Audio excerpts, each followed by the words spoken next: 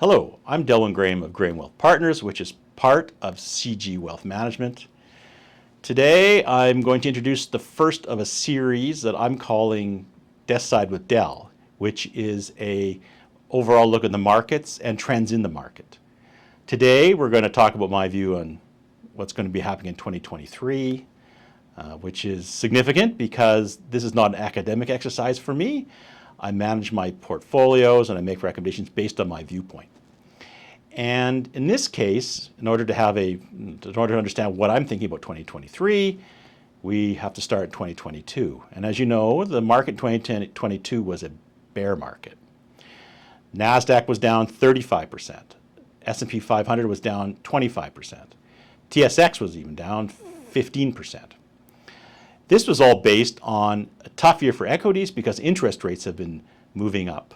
And the government, because the inflation has been rising and governments are using interest rates to fight inflation. I think that the rising interest rates are significant in the sense it shows a sea change in how interest rates are affecting the economy. Interest rates have been going down since the 1980s, which has been good in the long run for equities. That's changed. Interest rates are starting to move back up again, and I think that's a sea change in the equity market. If you were a bull, you're looking for equity markets to recover, and in particular in 2023. And if you are a bull, you would think that you're already in recovery now. In fact, equity markets bottomed, particularly S&P 500 bottomed in October, and have are up about maybe 10% since that time. That optimism is based on a perceived slowdown in inflation, which has allowed for a slowdown in increasing interest rates, and if anything, the governments will want to decrease interest rates because that promotes growth. So what the Optimist is looking for is a soft landing where you're able to reduce inflation without really causing a major recession.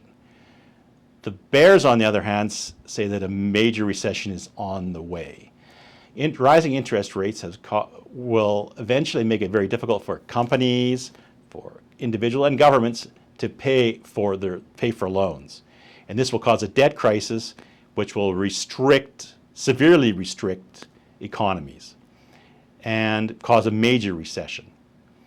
And so they basically see that 2022 was the first step of a larger recession where interest rate recession turns into a debt-based recession.